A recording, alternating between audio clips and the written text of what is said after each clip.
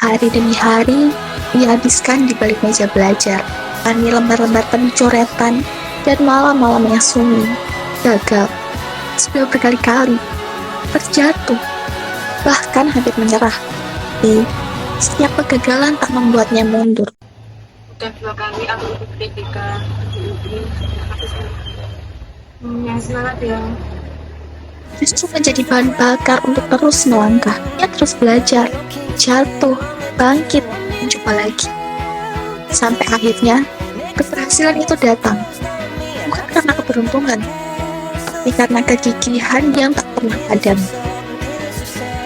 Kesuksesan bukan milik mereka yang selalu menang, milik mereka yang tak pernah berhenti mencoba.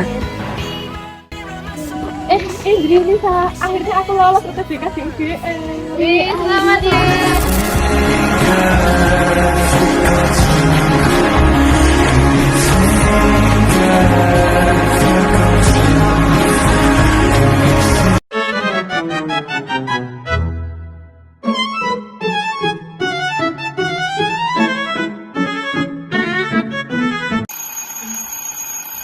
Awalnya, suara alarm tidak membuatnya bangun. Namun, suara azan membangunkannya secara alami. Suara azan merupakan stimulus tak bersyarat yang menyebabkan bangun tidur menjadi respon alami. Setiap hari, suara alarm selalu terdengar sebelum azan. Otak mulai mengaitkan bunyi alarm dengan waktu bangun.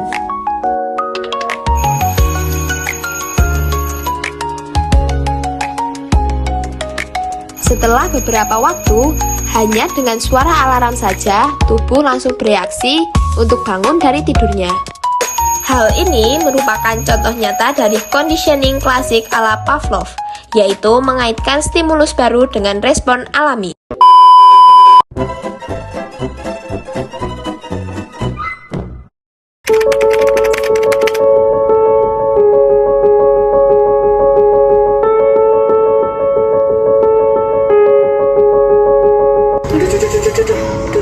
Ayo sih menang. Kok kalah terus? Kok malah main game? Kamu gimana sih? Kamu bukan 1 bulan lagi ujian SNBT, kok malah main game kayak gini? Udah, sekarang HP-nya kakak Sita.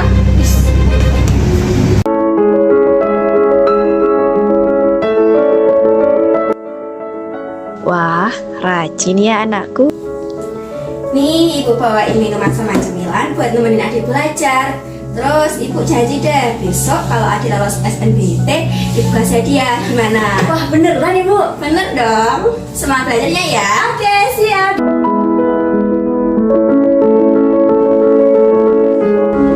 Doain ya ibu, semoga adik keterima. Amin.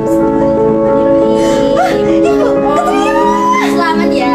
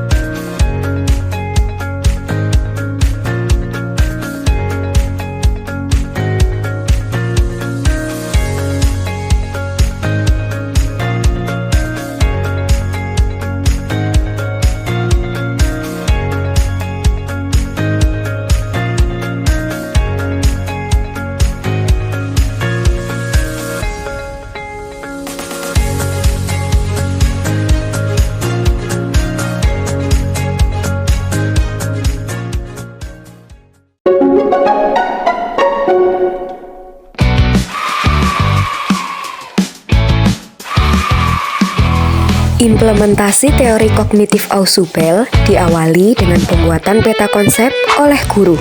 Peta konsep digunakan sebagai penyampaian awal mengenai materi yang akan dipelajari oleh para siswa. Kemudian, siswa akan belajar mandiri di rumah agar dapat mengetahui materi apa yang dipelajari pada pertemuan selanjutnya. Pada pertemuan selanjutnya, guru menyampaikan materi secara bertahap, diawali dengan konsep umum menuju konsep khusus dengan disertai contoh. Tahap selanjutnya dapat dilakukan dengan menghadirkan lagi contoh ataupun latihan sehingga para siswa akan lebih paham mengenai materi yang dipelajari.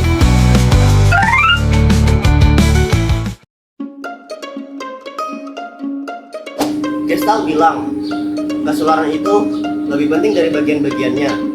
Kayak kita nggak bisa cuma ngerti rumus, tapi juga paham ide-idenya. Belajar itu bukan soal hafalan, tetapi soal makna.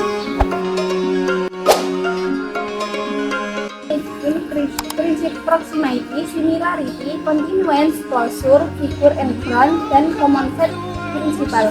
Semua itu ngaruh ke cara kita nyerap pelajaran.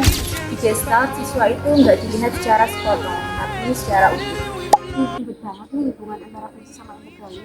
Coba dilihat grafiknya, turunan itu kan kemiringan kurva. Nah, integral luas di bawahnya. Lihat aja gimana mereka saling berkaitan. Oh, ada keterkaitan gitu ya? Iya, nah itu dia, continuity kan. Gestalt itu keren, bikin konsepnya jadi lebih mudah. Belajar itu bukan apa yang diingat, tapi apa yang mengubah cara kita memandang dunia.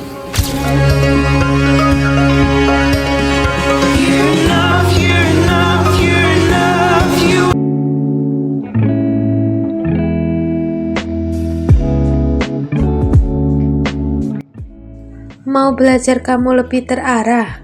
Yuk, kenali taksonomi Bloom. Di level remember, kamu mengingat hal dasar, misalnya rumus luas persegi. Lalu understand, artinya kamu paham kenapa rumus itu bisa digunakan. Di level apply, kamu pakai langsung, seperti mencari besar sudut. Analis, artinya kamu membandingkan berbagai cara dan temukan pola. Evaluate adalah memilih cara terbaik dan menjelaskan alasannya.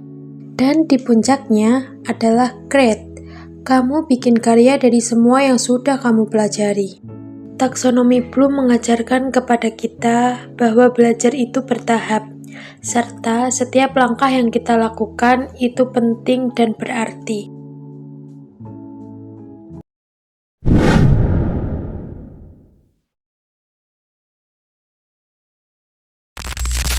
Setiap anak lahir dengan keberanian kecil di dadanya. Berani mencoba, gagal, lalu mencoba lagi. Tapi keberanian itu bisa hilang kalau cinta yang mereka terima datang dengan jarak dan syarat. Kamu hebat kalau nilaimu bagus. Kami sayang kamu kalau kamu patuh. Padahal, cinta sejati hadir tanpa syarat.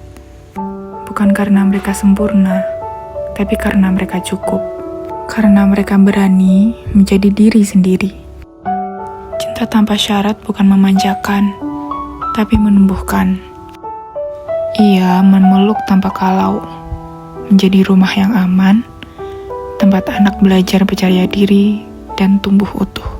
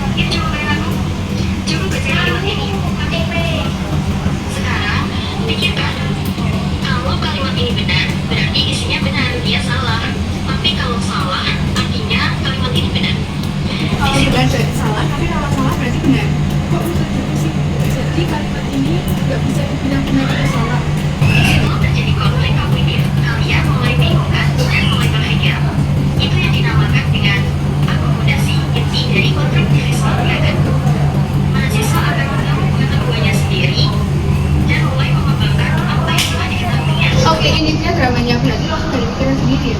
Belajar dimulai dari kebingungan ya. Pada eksplorasi selanjutnya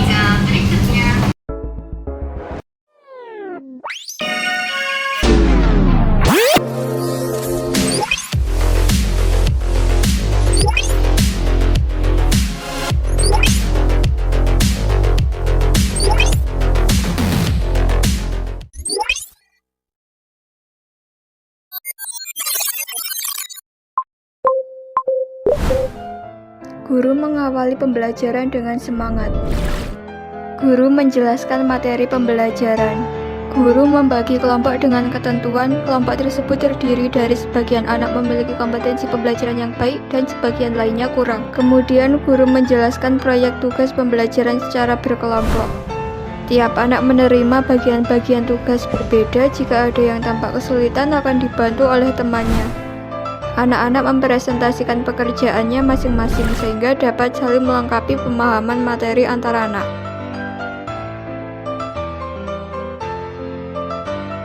Guru memberikan apresiasi jika terdapat kekeliruan pemahaman diperbaiki.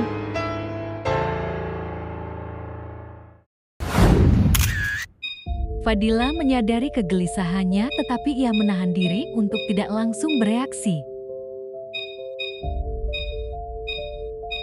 Fadila menunjukkan empati terhadap Lintang dengan cara membangun komunikasi yang baik. Kamu masih bengong liatin HP, sebenarnya ada apa sih?